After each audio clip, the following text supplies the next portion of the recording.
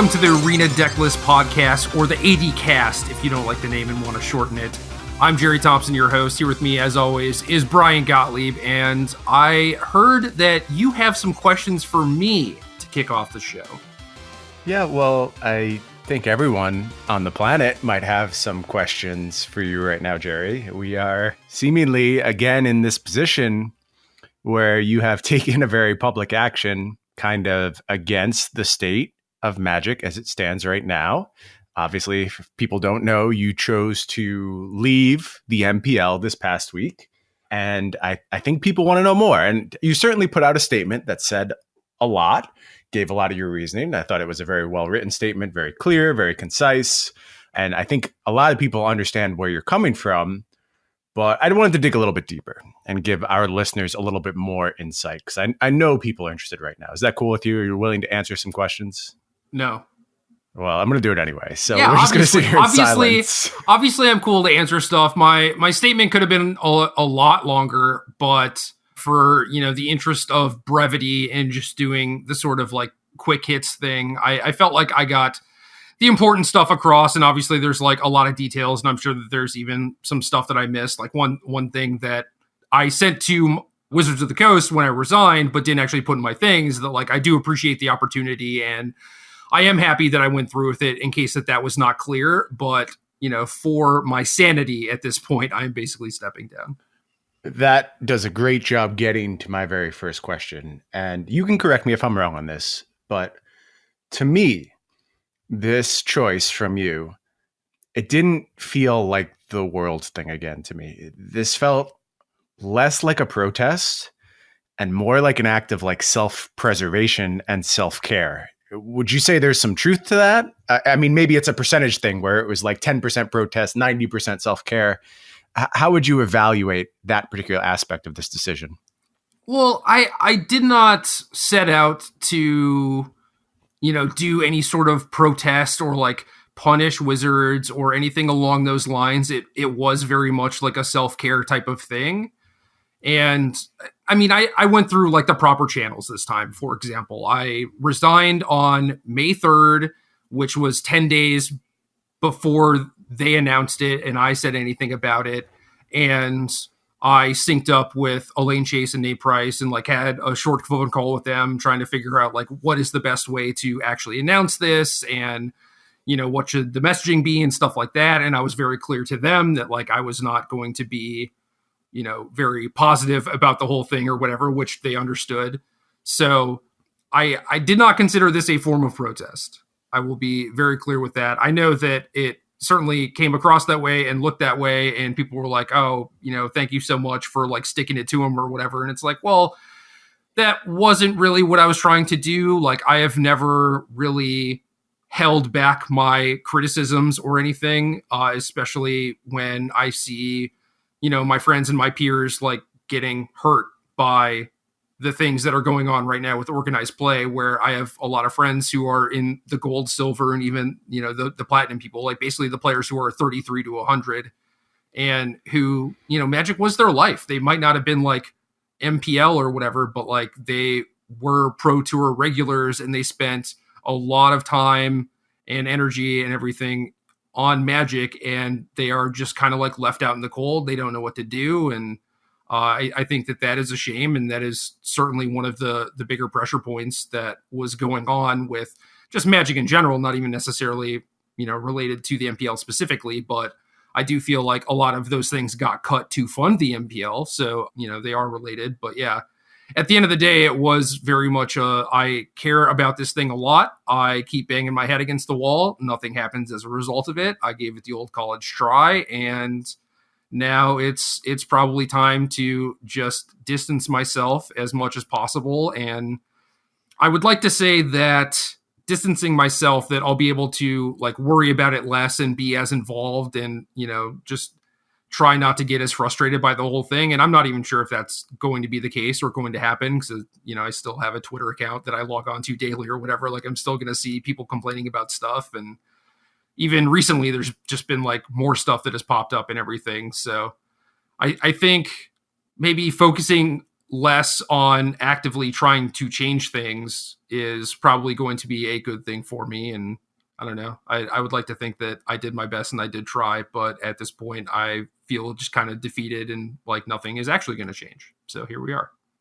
Oh, that's a really sad state of affairs. And I know that kind of from the outset of this whole MPL thing, my thought was always, yes, these pieces are not in place now. And I understand that's scary, but they understand that you just can't scrap the entire underbelly of your competitive endeavor. Like it can't work. There has to be some way to chain pro tours. Otherwise, this whole thing kind of crumbles like a house of cards. And I've said that from the beginning.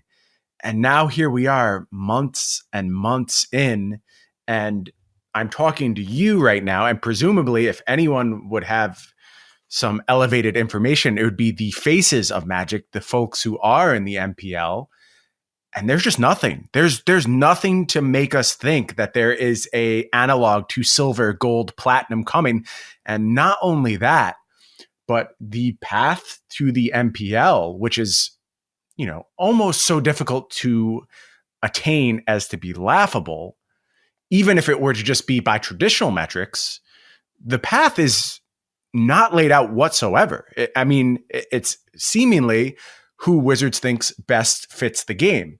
And that's fine. They have every right to do that. They have the absolute right to manage things that way. But they've never said anything to that effect. And it's left a bunch of people just feeling lost right now. And I get the sense that this was really more than anything what was weighing on you decision-wise. Now, maybe some of the responsibilities were hitting you, but as far as the decisions that Wizards has made over the past few months, is that the one that really irked you, or was there another straw that really broke the camel's back?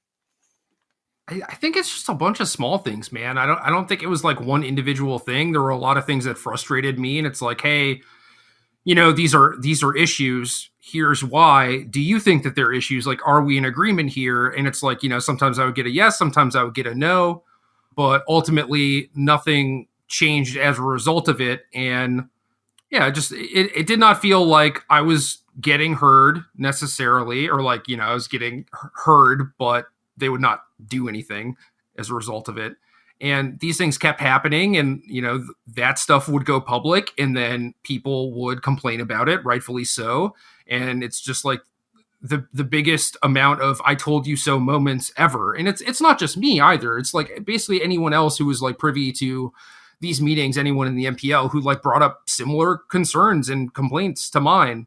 It would be much different if it were just me and I was the only one that thought this way, but it's not the case, right? Like anyone who is an entrenched Magic player who like eats, sleeps, breathes Magic and cares about the health of organized play and stuff like that. Like basically everyone has said the exact same thing, yet nothing gets done, which is just like this huge red flag where like, why are you not listening to your player base and your consumers? Like you're trying to dump $10 million into this OP thing, but at what cost? And like, what are you hoping to gain from it? Right. And that's kind of part of the problem too, where it's like, all right, the Mythic Invitational happened. It was this big hit. And then they just immediately walked it back. Like, what were you trying to do by putting all this money into the event if you're not going to use that to like translate into something else, And especially since you have shown us that you can put on like an esports type thing, why then immediately go back to the old stuff? Just so many things don't make any sense to me. You're doing a fantastic job setting up my future questions, by the way, because one of the things I wanted to ask you about, and I feel like we kind of went down this road at Worlds where, again, you mentioned coverage as a huge gripe you had. And I, again, want to push you on this because I saw people take this as Gerry is attacking the people involved with coverage again. And I don't think that's your intent at all. I think you are talking about the product as it was presented, where we have this Mythic Invitational and it's this glossy, beautiful thing that really pushes the game forward. And then we get back to the Pro Tour and the presentation is just back to square one. Am I just giving a favorable interpretation of your words, or is that what you were really driving at? No, I mean, the Mythic Invitational had some of the same people. Like Rich was involved, Cheon was there. That might have been the only overlap. I honestly think that the Pro Tour coverage team, as it is now, like no adds, no subtracts, could put on a better show. And I think that anyone that disagrees with that needs to actually think about that for a little bit. Like, you actually think that Pro Tour coverage is like the absolute pinnacle, the best it could possibly be. There's no chance in hell.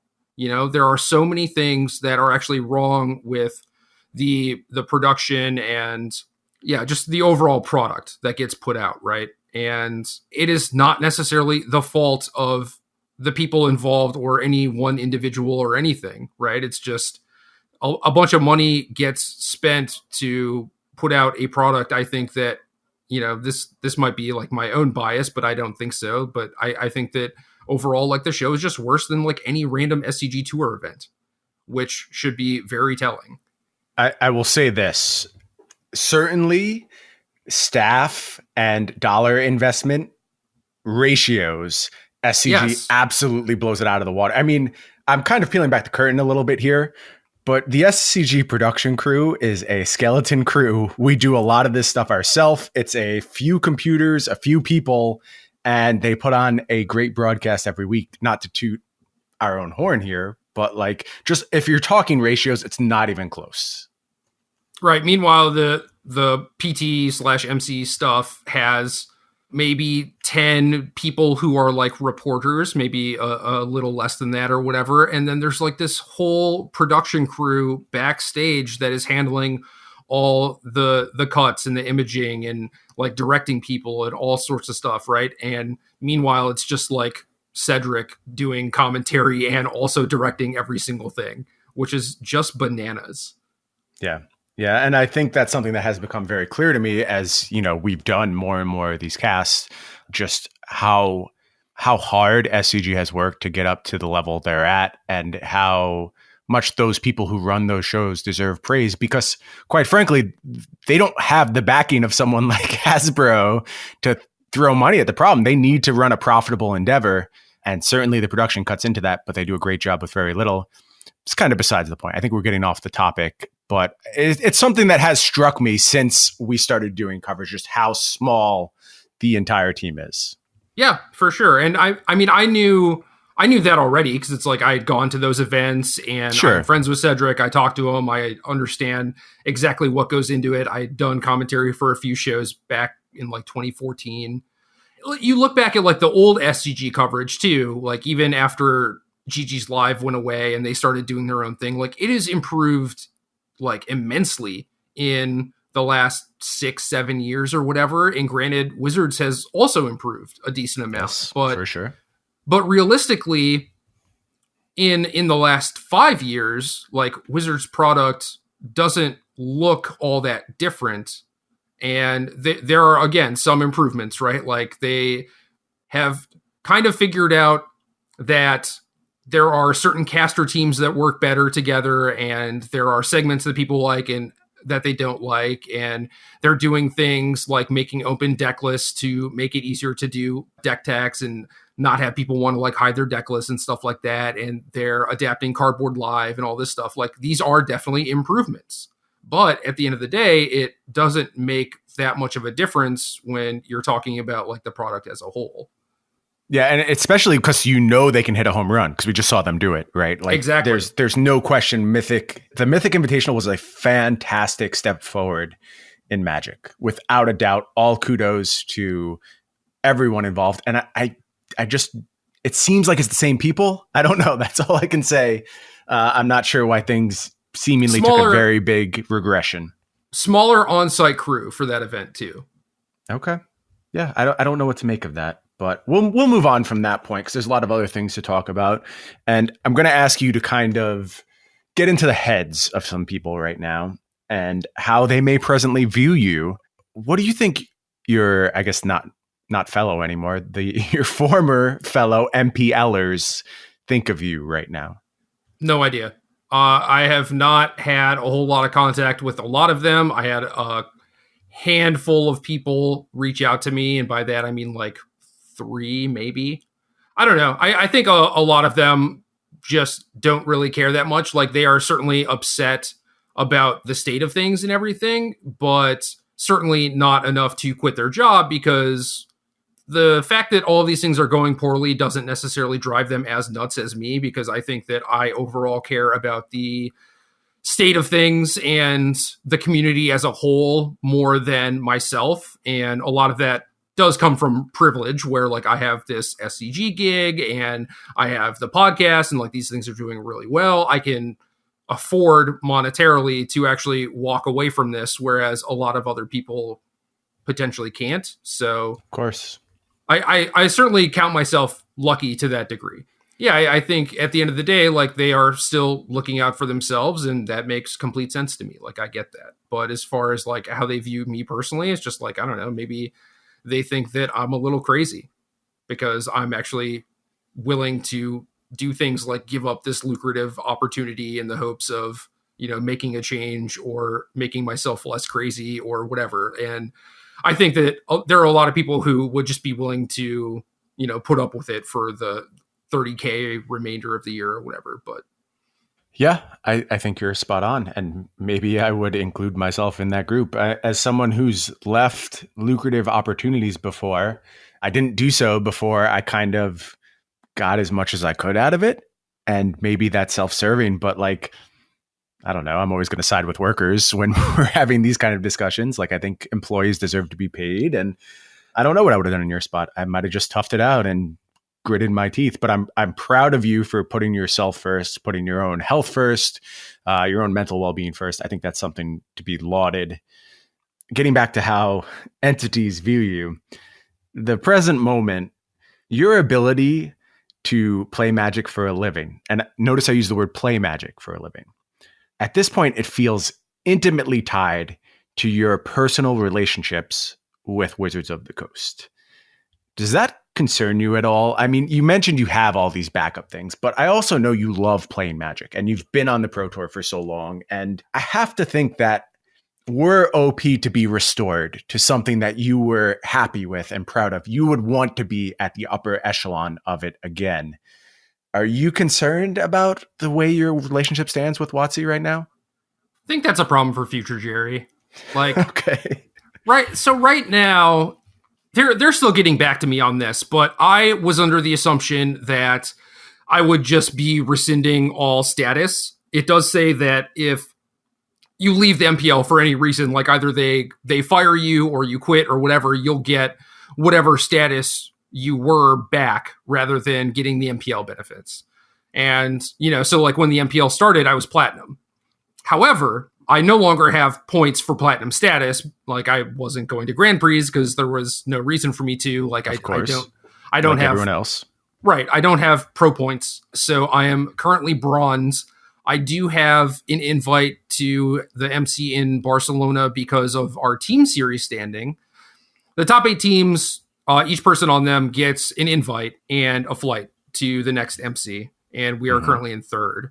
So I'm not sure what the thing is for the next MC. I think it gets cut down to top 4 or something, which is fine, because if we do poor enough at this MC and a bunch of people pass us and we're in 6th or whatever, it's like we don't really have a whole lot of shot at making it to the finals thing anyway. So me not getting an invite to the next MC doesn't really change anything. So I don't know, man. I've been getting crushed basically for a while. And I know that sounds kind of silly because, you know, I won a PT 2 years ago, and then I don't know, like 9 months later, I got second at a PT. But like, aside from those, I have not done a whole lot of winning. And I think that there are a lot of reasons for that. You know, it's like, I think honestly that I am very good at now selecting decks for PTs, maybe not like top where I want to be, you know, but I am good at picking safe choices that are very good, at least. And for the week to week stuff, I think that I'm still on point for, you know, whenever my height was, you know, like I think I'm doing good work tuning decks and building good sideboards that have plans and stuff like that. Like, I'm still very much tuned into Magic, but I show up to the tournaments and I just lose. And I think a lot of that is like my heart is not really in it. Succeeding in competitive endeavors is not really where my head is focused currently. And there was a point, certainly, when I left Wizards when I was doing R&D work for them in like early 2014, where all I wanted to do was play Pro Tours. I just wanted to like compete at the highest level, and that was it. And that lasted for a couple years maybe. And now I'm just like, I want to help other people do well, and I plan on just doubling down, tripling down on that, trying to do the best that I can, and hope other people get to, you know, consume our content and reach their goals, improve, learn, things like that. And just like showing up to the tournaments, it never felt important to me. I never had like that fire, like, oh, I just want to do well or whatever.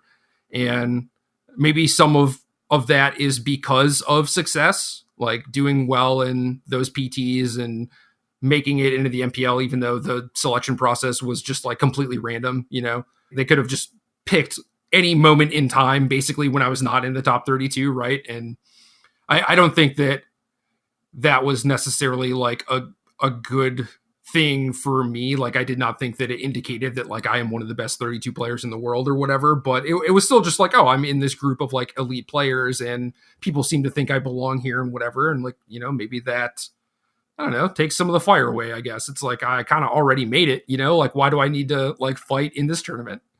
I think that's a question that everyone who reaches that level grapples with to some extent. And sometimes the answers aren't there. I will say it's fascinating that none of this desire to step away from these obligations and this part of the tournament scene, none of this is accompanied by any disinterest in Magic whatsoever. And that's what's so striking about it, is that how bad do things have to have gotten mucked up for someone who just loves the game with all of their heart, wants nothing more than to play the game, to talk about the game, to teach people about the game, to just be like, I don't want to be at the top level anymore. Like, that's kind of unheard of, really. Well, I would still like to be at the top level. Like, I want people to view me in that light so that, you know, they take my word seriously, right? I do think that is important. Of course. But yeah, as far as me participating in the tournaments and stuff, it's like, it's kind of whatever. Like, I have done that. I will likely do that again in the future. And when it comes down to it, I will have to figure out a way to qualify. And I think that I'm pretty good at qualifying, honestly. There are very few Pro Tours in the history, right? Like, ever since I started playing competitive Magic, where I was like, I really want to qualify for this one, and I didn't. That's good. That's good to have that in your pocket. Obviously, things are different, right? And like, the systems keep changing and everything, but when it comes time for me to be like, I want to qualify for this tournament, like, I'm gonna make it happen. And yeah, that's one of those things where maybe it's just like hubris, right? Like, maybe I do try and come back in like a year or 2 years or whatever, and I just find it insanely hard to qualify, and I just can't, you know, who knows? But that's kind of how I feel, where if I want to come back, I will figure out a way to do it. It probably won't be like clean or pretty, you know, I'll just be like scrapping and driving to Spokane with you and Cedric to hit up these MCQs and stuff. But I don't know, that part is fun anyway. Yeah. So Cedric and I canceled that trip today, by the way. Why? Because it's so far away, Gerry. It's 4.5 hours away. And look, we're sitting here talking about how there's no OP system whatsoever. What are we playing these MCQs for? Like, I'm going to the one in Tacoma on Saturday, and I'm happy to, because it's a tournament. I love Magic. It's about an hour and a half from my house. It'll be sweet. I had a great time playing at Mox Bellevue last week. I saw lots of friends. I had people come in from out of town. You were there. I got to speak with some fans. It was a great tournament. It was a blast. I'm very happy I participated in it. But like, driving 4.5 hours, getting a hotel overnight, and my wife is going to the coast on Sunday, wanted me to go with her. I'm like, no, I'm going to go to Spokane instead and go play this Magic tournament. That qualifies me for something that I don't even know I want to be participating in. Like, what am I doing there? That makes no sense whatsoever. And where you're talking about how all these incentives have been taken away, at some point you just have to ask yourself, like, what am I doing this for? And I'm doing it because I love playing Magic and I want to play in a tournament that means something, but I don't have to do that at the expense of everything else. I don't have this drive to be back on the Pro Tour. It just doesn't exist anymore, because why would it for anyone at this point? Well, I can certainly relate with that. Like I said, there was a time where all I wanted to do was play PTs, and now I'm just like, I'll just stop playing PTs, whatever. At the same time, I do want to kind of advocate for participating in the system, because I do think that like playing in Pro Tours is fun. And I know that there are a lot of people out there who really do like competing and want to test themselves and play against the best. And I think that the MCs are just the best way to do that. Even if it isn't, like I go to this MC or I want to queue for this MC so that I can like try and spike another invite, get closer to silver, get closer to gold or whatever. I do think it's fine to just be like, I want to queue for this MC so I can play in the MC. And I do feel that way. And I would be thrilled if I were to win this MCQ on Saturday. But there's a line. It can't be my priority. That doesn't make any sense. And I mean, even from the perspective of making the best content for my readers and listeners, I don't think you can argue that me being at that event is the optimal use of my time as far as what I can learn, what I can provide to our listeners. I just think like sitting and playing a bunch of arena is probably worth more on the whole. And maybe at some point I'll feel differently. And like, for whatever reason, I'll just be like, yes, I have to do this right now. Like I want this Pro Tour very badly, but like, I don't know, man. I just can't find the reason as it stands right now. And that makes me really sad because there aren't too many points where I felt like that. And again, certainly it's fallen at different places on my priority scale. But this is at a point in my life where I am essentially professionally involved with Magic. All right. I do is Magic content, play Magic, talk about Magic, broadcast Magic. Like Magic is very much my livelihood and my life. But it doesn't feel like the Pro Tour has to correspond with that. It doesn't feel like there's overlap there. And that's a crazy space for OP to currently occupy in the overall ecosystem. And I don't think that's a failing on my part. I really do think that's a failing on the existing system. I'm right there with you. I definitely agree. I also do kind of agree with you. You didn't necessarily bring this point up. Maybe you thought about this, maybe you didn't, but I think there is merit to being on the ground, like in the trenches, doing the same things that our listeners are doing, like playing in these MCQs. I do think that is very valuable. And, like you said, you played Mox Bellevue, you're going to play Tacoma this weekend. I don't think that going to Spokane necessarily adds that much to it. But if this were like the only one that was in our area for whatever reason, I would highly encourage you to go. But yeah, since you've already played a couple of them, I think that helps keep you grounded. It's like you can sit there and play arena by yourself, maybe even talk to some people, but it matters so much more that you're like in the room with 150 other Magic players and you hear people having these conversations and, right. Like people are talking about things that come up in certain matchups and how do they sideboard. It's like you pick up so much more than you would actually think. No, you're not wrong. It's just a question of like, again, the ratio, like how much is the reward worth the occupation of my day? And if it was just the only MCQ on the weekend, maybe then I would be doing it. The fact that I'm playing one on Saturday on top of it, though, is another kind of notch against making that long drive and being there overnight. But whatever, that's, again, feels like it's a little bit off topic.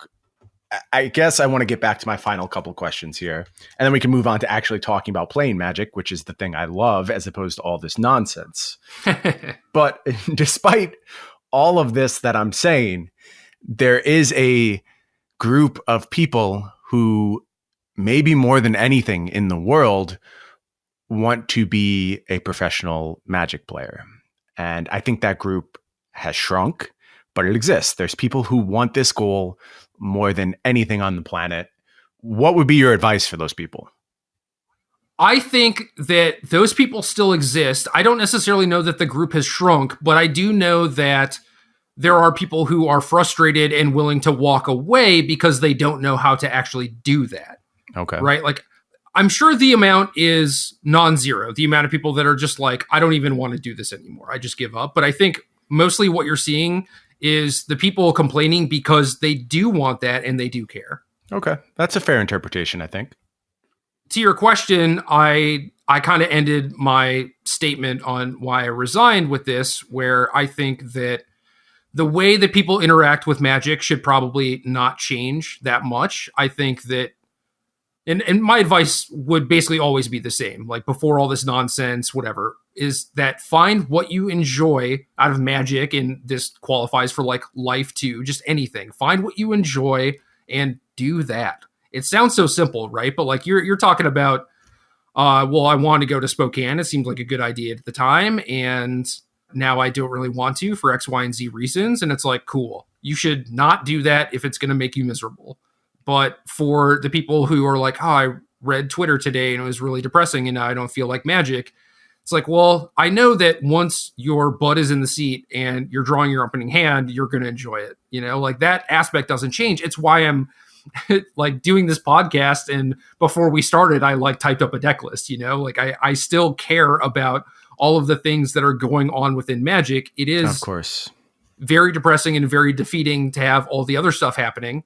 But at the end of the day, I still like thinking about it, and I'm not going anywhere. Like, I don't know what I would do with myself if I didn't have Magic to think about. Like, things like Hearthstone and Shadowverse are only so deep. Yeah, I'm right there with you. I feel you. So you addressed this a little bit in your statement, and this is my final question for people who are who have had it up to their ears with this line of questioning. But you addressed this a little bit, kind of with the accompaniment to your statement.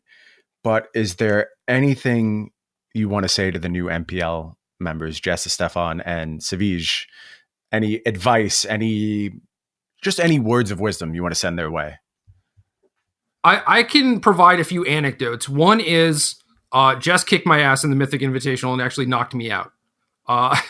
The other one about Savige is that I was watching him stream when I was getting into Hearthstone, and he was one of the streamers that I actually liked because it was very clear that he understood games in general and knew what was going on and was good at explaining himself and whatever. Like he was just a delight to watch. And obviously the messaging is super weird where it's like, hey, we're going to take the top 32 quote unquote best Magic players of this point in time and make them the MPL, to like, oh wait, let's do this Hearthstone streamer. And we also want a woman for representation. It's like, kind of changing the messaging, but honestly, I think they probably messed up the messaging from the get.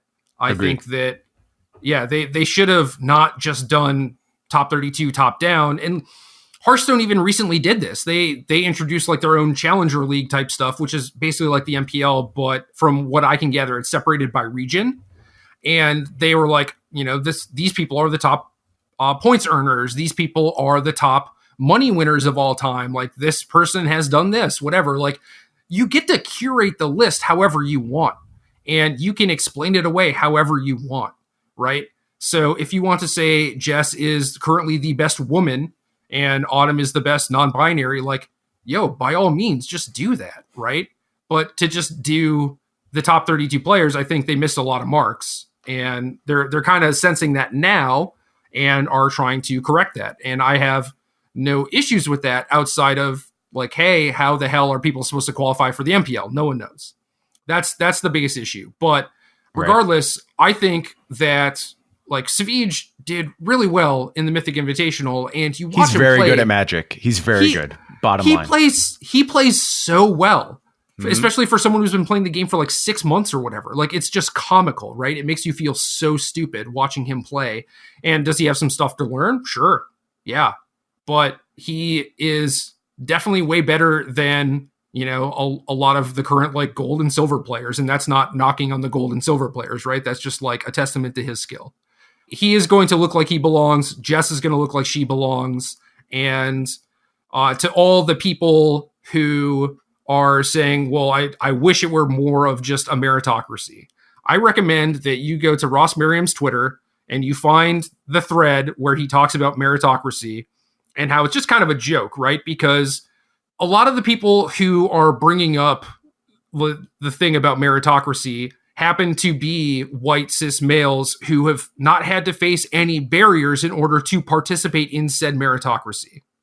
And Ross goes into a bunch of points as to how that could affect things. And I think that people should definitely read that, definitely look at it and think about it, because like when I started playing Magic, and obviously I had no idea, like I've been a white cis male my entire life, right? Like I never faced any sort of adversity. I never had people who were like giving me shit about things or making me uncomfortable or saying that I didn't belong there or whatever. Like I just showed up to a game store, was immediately welcomed. And then it was like, okay, I proved that I'm kind of good. And then I was just like in with the in crowd. Right. And it just, to me, it seems so easy. And then you hear about literally anyone else's story, and it's not the same thing. Like, people have different experiences than you, right? And it is important to recognize what other people's experiences have been, because that will teach you some empathy, and that will allow you to understand the hardships that they have faced and the things that they have gone through. So for the people who are like, oh yeah, obviously it should be a meritocracy because I haven't faced any adversity and I'm, in the top 32 or whatever. It's just like, check yourself, because this is a very bad look.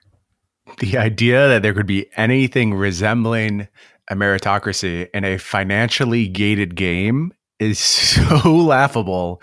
It's not even funny, to say nothing of other societal pressures that people who play this game face. I mean, I don't even want to go down this road just because the arguments, I don't believe they're made in good faith. Like, they just come from people who want more and are not willing to actually take the time to understand other people's experiences. And I think there are some people, and probably a decent amount of people actually, who are saying things like that or making these arguments, and they just don't realize. And that is why I'm actually talking about it now, is because like I hope to educate some people, right? And I believe that these people can actually like come around and learn and understand what other people have gone through. Like, I have faith in that.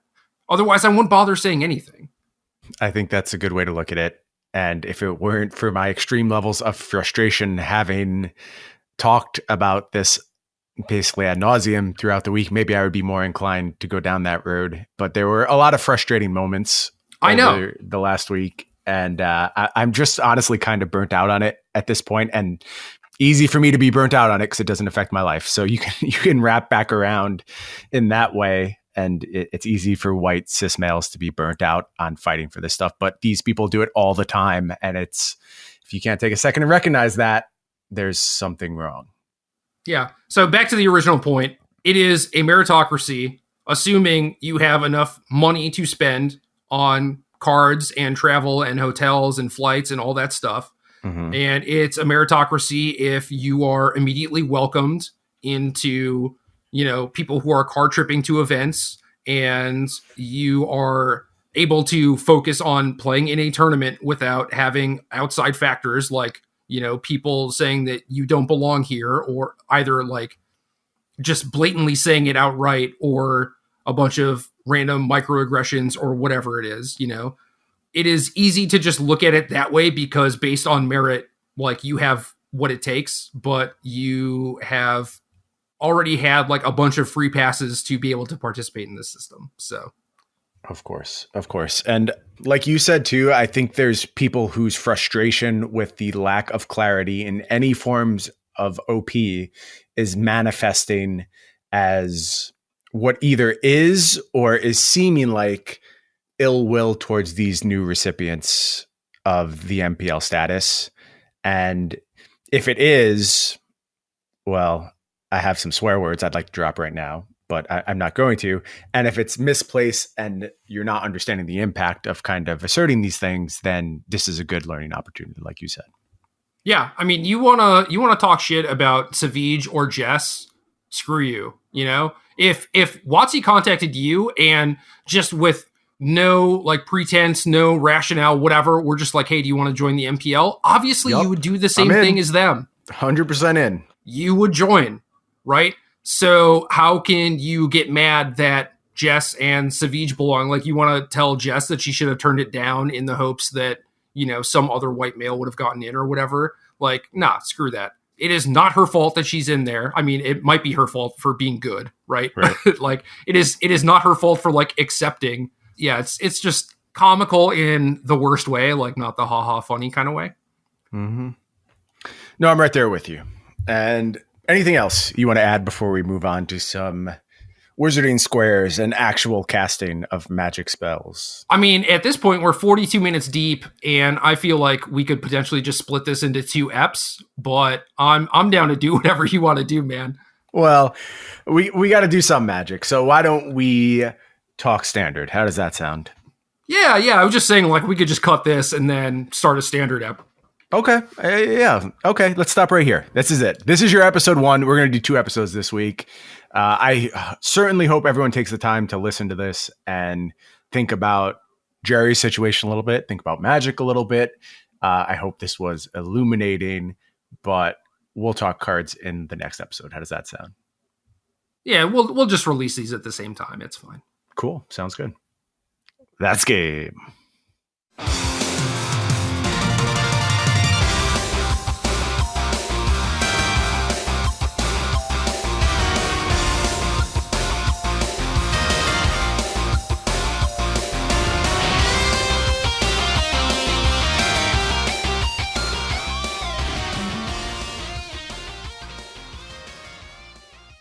Good luck.